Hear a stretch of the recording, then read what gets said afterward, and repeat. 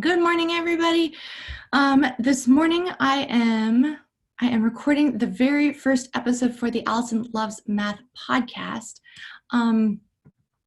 Let's see. So many of the Facebook Lives that I've been recording over the summer, I'm actually turning into podcast episodes. I'm creating a podcast called the Allison Loves Math Podcast. And as I've been... Okay. I'm hearing my voice in the background. Is that it? Okay, it's gone. Sorry. What was I going to say? So this morning I am recording the very first episode for the Allison Loves Math podcast. So a bunch of the Facebook Lives that I've been doing over the summer with different guests, I'm actually turning into a podcast. Those will be different podcast episodes where I get to interview different sort of, guests who are experts in math and education and parenting, stuff like that. And as I've been working to, create the podcast and edit everything and go through everything, I realized that I should probably kick the whole thing off with sort of an opening episode to sort of introduce myself, and maybe talk about why I love math, since it's called Allison Loves Math, talk a little bit about what the podcast is about, my philosophy for helping people with math and stuff like that. So the podcast will launch soon, and I wish that I had a more concrete date, but life is very sort of crazy and hectic right now. So it will launch as soon as I'm ready and have it all done. All right, so let's go ahead and jump in. We are going to start recording our first episode here. All right, so coffee first. All right, here we go. All right, welcome to the very first episode of the Allison Loves Math podcast. So in the upcoming weeks, you will get to listen to me interview many amazing experts in math and education and parenting. But I thought for this first episode that I should introduce myself and walk you through what I call the shortest path to success in math. So to introduce myself, for those of you who don't know me, I am a mom of 3 kids, and like parents right now, since we're actually launching this, or I'm actually launching this in the sort of during the coronavirus quarantine. So I'm homeschooling my 3 kids right now. It's not what I had hoped for this fall semester, but like all parents, I'm making the best of it. I'm doing the best that I can for my kids. I want them to grow up to do well in school and in math and be able to succeed in anything, that is challenging, but not at the expense of fun, of enjoying life, or having a balanced life. Now, unlike a lot of parents, I also have a crazy math background. I really love math. I've written 2 books about math. The first one is called Crush Math Now, and the second is called Raise Your Math Grade. Both of them are geared towards high school and college students to help them figure out how to succeed in math. Weirdly, there's no math in either of the books. They dive into all of the non-math stuff that helps students figure out how to succeed in math, sort of like motivation, lack of confidence in math, math anxiety, procrastination, study skills, test-taking skills, so many different things that actually affect a student's ability to succeed in math, and it just sort of dives into all of those non-math things. And I'm writing an upcoming book with an amazing math professor named Jennifer Flenner. It is called the Hypothesis Testing Survival Guide. I love to teach statistics, and hypothesis testing is sort of the big thing in statistics that kind of makes or breaks the course for students. Whether or not you understand that at the end of the semester really will determine whether or not you pass the class or how well you do in the class. But so often it gets rushed through. So instead of writing, an entire statistics book, we actually are just taking those couple of chapters from statistics and are really sort of doing a deep dive to hopefully clarify a bunch of stuff in there. So next book is a stats book. I am a math professor, adjunct math professor at a community college, Irvine Valley College. My favorite thing to teach there is statistics, but the other thing that I love is actually teaching remedial math, so the lower level of math classes that students get placed into, just because I love that. I love helping students who have previously struggled in math, or just not done well in math. They don't like math. They've maybe had bad experiences, because I found that I just love helping students through that journey of figuring out how to succeed in math. because I think it's an empowering one, right? When you take math, this thing that is scary, this thing that you think that you cannot do, and you do it and you figure it out, then it's really empowering because it teaches students that they can do something hard. They can do something that they didn't think they could do. And that is something that they take with them through the rest of their lives. And it gives them the confidence to do things that they maybe otherwise wouldn't. And I love that. I love that about math. So I also love teaching, those sort of remedial math classes that students sometimes are bummed out that they get placed into. I've been a math tutor for over 20 years. I actually started tutoring over almost 25 years at this point. I started tutoring in high school, actually. And the thing that I love about tutoring, it's like the best part-time job ever, because you get to help students who are struggling with math, and you get to help them through that change at an individual level. You get to see them, one-on-one figure out these hard things, grow their confidence in math, and reach their goals, because so often math is that thing that is standing between them and, the grade that they want, the GPA that they need to get into a certain college, or if they're in college, it's the one class that's standing between them and the thing that they want to major in, or it's the thing that is preventing them from graduating or maybe getting the job or qualifying for the job of their dreams. So often math is that gatekeeper, and tutoring is also just a really rewarding way to help students. As part of my tutoring, I tutored for Kaplan test prep for a little while, so I got some good experience doing SAT prep and ACT prep. I even trained Kaplan's new tutors in Los Angeles for a little while. So I've done a lot of things there in the test prep world as well. And weirdly enough, I know that everybody just thinks of test prep as a numbers game, but I feel like that just goes right along with math. It really helps students to get to wherever it is that they want to be. Let's see. So I love writing about math. I love teaching math. I love to help parents about math. I love to help parents help their kids with math. I like to help make it easier for them and less stressful for them, so that way they can enjoy the fun side of parenting. I recently this summer also started a parenting membership called Raise a Math Person, which does exactly that. It helps parents to make math easy and less stressful for them. It just helps parents to help their kids with math, and I do that through a once a month training where we tackle different things. So I think some of the upcoming ones are, one, make homeschool math easy-ish, since that is something that so many of us are working through. Basically, how can we make that easier and go on autopilot and take math out of the equation so it's not stressful. Another one that's coming up is crush math anxiety. Over the years, I've worked with so many students with math anxiety, and there's so many different things that come into play for helping students with math anxiety.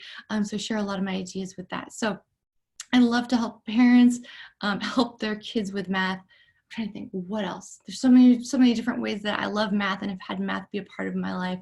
I majored in math and English in college at Scripps College. I have a master's in mathematics from Claremont Graduate University, where I had fellowships from Boeing and National Science Foundation and Los Alamos National Lab. And now I have a podcast about math. So Allison Loves Math. I thought I should give you a couple of, reasons why I love math, because many parents and students don't love math. So often I get students who, they think that math is stupid, they think that math is pointless, they think that math is hard, and they see that actually as a bad thing instead of a good thing. Students think that they don't use math in real life, or some students. And that's a huge issue also, because if you don't think you're going to use it, why put effort towards it?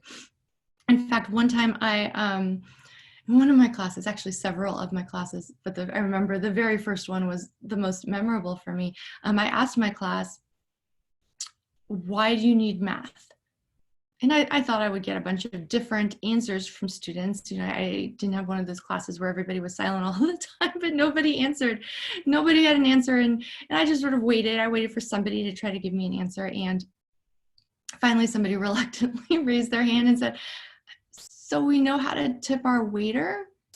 And it really made me realize, that students have no idea why they need math. And, as a math professor, someone who loves math, I I can see so clearly why we need math, but that gets lost so often with students, and as teachers, as parents, that's something that we can do to help students appreciate why they need math, right? We know as adults that math is the foundation for building wealth. If you want to be rich, you need to understand math. You need to understand finances. It is the foundation for, even if you're not aspiring to wealth, it's the foundation for financial stability.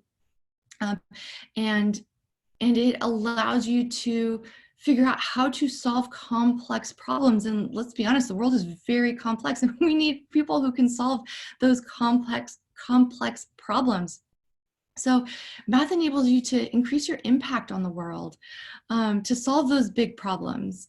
And at a personal level, math has everything to do with cooking and weight loss and fitness.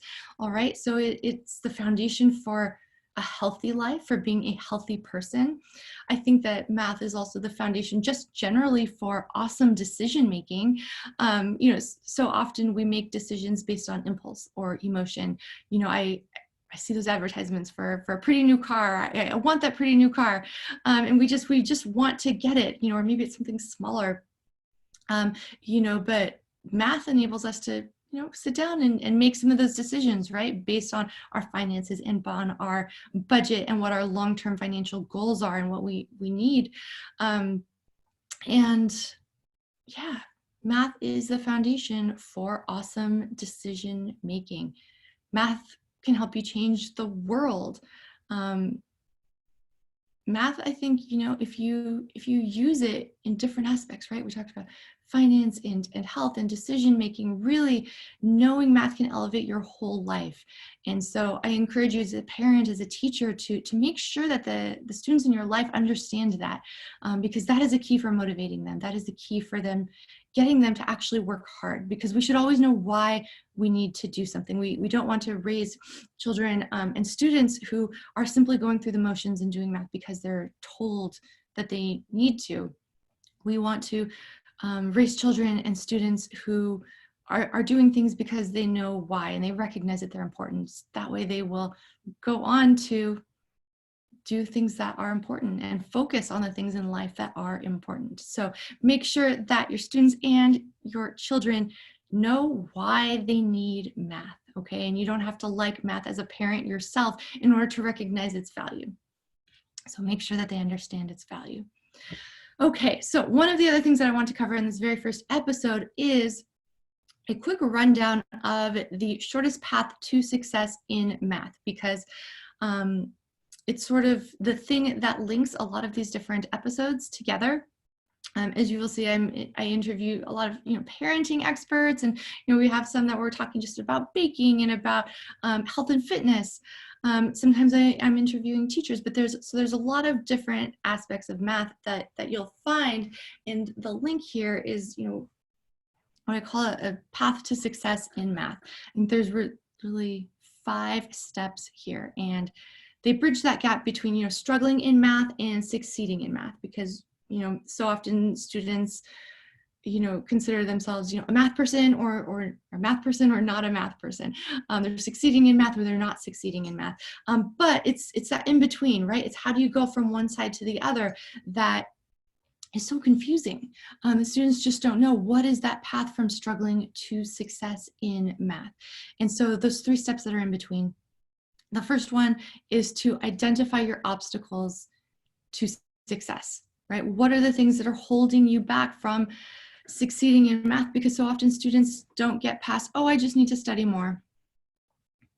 And you know what? You can study for hours and hours and hours the wrong way and not benefit from it at all and still do poorly on your test. So that first step is really to recognize what your obstacles are to success. And a couple of the really common ones to keep an eye out for are your support system, right? Who is in your support system that's helping you to succeed in math? As we know as grown-ups, if you want to succeed in something, if you want to do something difficult, so often it helps to follow an expert, right? Follow the path of somebody who has gone down that path before. It just makes everything easier. And so we know that, but so often students just are so set on succeeding on their own. And that's fine if they can do that. But so often in math, students hit a point, they finally hit that level of math where they are just so lost, and they don't have that support system, that they can't figure out how to succeed on their own. So when they've hit that point of not being able to figure it out on their own, who is in their support system? What friends do they have who have succeeded in math? What teachers can they turn to? What parents or parents' friends can help them?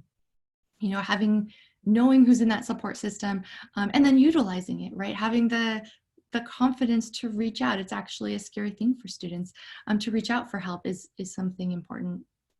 Other obstacles, math foundations. This is the one that everybody tries to work around. Math foundations are previous math skills that you should have learned from previous semesters. Remember, math builds on itself, right? So if math builds on itself, then you need to know the math from previous semesters or previous years in order to do well on the current math that you're studying. And so often you can understand or study these larger complex problems, but if you don't know, your order of operations, or even, going further back, multiplication and division, and you're making mistakes on those, that can actually be what's holding you back in math also. So sometimes going back and strengthening your math foundations is really important. And there's a couple of different steps to that, right? One, you've got to figure out what the gaps in your math foundations are. Two, you've got to go back and figure out, what worksheets or workbooks or whatever it is, what resources are that you need to use to strengthen those foundations. And that's always going to be some extra work to do on top of the regular math work, which is why everybody tries to skip it. But math foundations are important. Another obstacle, study skills and test-taking skills. So often I see students who can study for hours and hours and hours and still do poorly on their tests. And so if you have weak study skills or weak test-taking skills, those are things that can also be strengthened. A lot of that just has to do with, efficiency, being able to study effectively. And I guess there's so many different things to learn from that. And we cover a lot of that in different episodes with different, SAT and ACT experts, and math teachers. The big piece of advice that I think relates to all of it is that if you are not getting the results that you want, change what you're doing. So if you're not getting the results that you want on your math test, change how you are studying for your math tests. So teachers and parents, that is something really important to remind the students in your life. And then last but not least, one of the major obstacles to success in math is a lack of grit. So often students can have grit when it comes to other areas of their life, like maybe it comes to soccer or piano, and it's something that they work hard at and they don't mind the hard work. They recognize that it requires hard work and time and effort and discipline and all of those things. And so students can have grit in other areas of their life, but for some reason they think that they shouldn't need it with math. They think that with math, it should just come naturally and that it should be easy. And so they think, oh, I'm just not a math person. I just can't do it. And so therefore, there's no reason to even try. This notion of I'm just not a math person is so common with students who are struggling with math. And parents and teachers, this is another area where you are so important to students because they don't know this automatically on their own. They need an adult in their life to tell them there is no such thing as a math person. It's not magic. Anybody can do math, and you need to work at it and you need to practice it, and you can remind them, hey, look, you've done that for soccer, right? You've gotten up and you've gone running and you've gone to practice when you didn't want to. You've done those things that you didn't want to in order to improve in soccer. You have to do the same thing for math.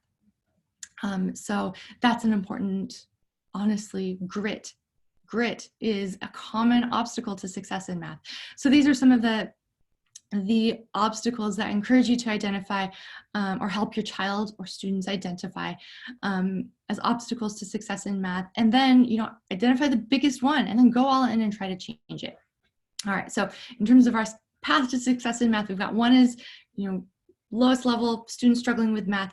2 is identifying obstacles to success in math. And then 3 is going to be experiment with different solutions with a focus on change. All right. So now that you've identified this obstacle, this problem, now you need to go all in and figure out a solution.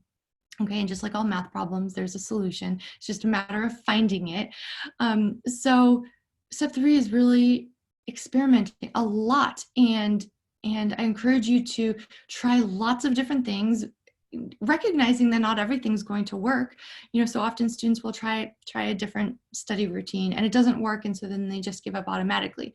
And how can you just give up when you've only tried one thing, you've only made one change? So try lots of different things. There's this rule called the 80-20 rule, and what it says is that 80% of the change that you want, right, and 80% of the benefits or whatever it is that you're looking for comes from 20% of your actions. Okay, and this really only applies if there are lots of different actions to choose from. So try lots of different things, look for that 20% that actually makes a difference for you, and then go with that. That's where you're going to see all of your progress. So step 3 is experiment and change. Step 4 is reflect and optimize. Because when we're making lots of changes, when we're trying to overcome obstacles and solve problems, we need to reflect on what we're doing in order to optimize what we're doing. Okay, so as we're making lots of changes to how we're studying math or approaching math or thinking about math, it's important to reflect on what is working and what you should continue to do versus what is not working and you should just cut. We get so many study tips from different people, and I'm sure most of them are worth trying out, but not all of them are going to work for any particular student. So it's just a matter of trying lots of different things and then figuring out what it is that works for you.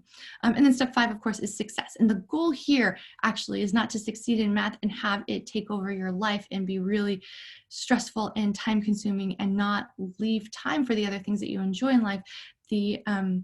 How I define success in math is really success at whatever level is important for you, right? It's not necessarily an A for some students. Just passing with a C is success, right? That's what they're aiming for. So defining what success is for you, reaching that point, and then having to go on autopilot, right? Knowing exactly how to study and when to study and with whom to study and how long you need to study, having all of those things figured out so you know how to succeed, on your next math test. So those are the 5 stages to success in math that I really go into more detail and teach about in various courses and tutoring and in the parenting membership. We can sort of dive into lots of sort of individual things that fall within that success path. But here in this first episode, I wanted to make sure that you knew what it was. Right? We go from struggling to identifying our obstacles in math, to experimenting and changing what we're doing, to reflecting on what we're doing, and then finally to success in math and success on autopilot. So keep that in mind, parents, as you're working with your students or with your children to help them figure out how to succeed in math. That is those are the stages that you go through for that. It's a journey, and it doesn't necessarily happen overnight, but it's a journey that's totally worthwhile because that process of figuring out how to succeed in math will build your child's confidence. It will empower them to do things that are difficult, and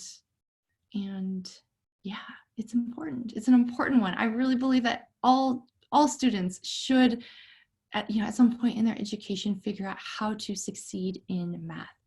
Remember that high school and most college general math, it is so often, I think students compare it, they put it up on a pedestal. They think that it is so much harder than other subjects. But remember, it's high school math and most college math. It's not the equivalent of having a PhD in math. It's not the equivalent of, winning some sort of Nobel Prize in something like that. It is sort of the baseline amount of math that we want everybody to know, that they need to know in order to grow up We want them that to be part of their education. So it is important, and not to put it up on the pedestal, right? It's sort of, Algebra 2 is sort of the equivalent to JV basketball, if you will, right? So it's not that everybody needs to be the very top math student in their class, but everybody needs to be able to pass those math classes that are requirements. Okay. So that's the path to success in math. Hopefully, even if you're just watching this one episode, that can help a little bit. Last but not least, I wanted to cover a little bit about the podcast and what it is. So I started recording this podcast live here on Facebook over the summer of 2020 while we're stuck at home, thanks to the coronavirus. It's been a really fun excuse to interview and talk with and learn from experts in math and education and parenting. And I hope that my goal with these episodes is to help make math easier and less stressful for parents and for students who find it difficult. And I hope that in some small way also that these episodes can help to alter in a positive way how people view math, to sort of, help you to figure out how to succeed in it, to help students and parents understand the value of it. Because math gets a bad rap in so many different ways,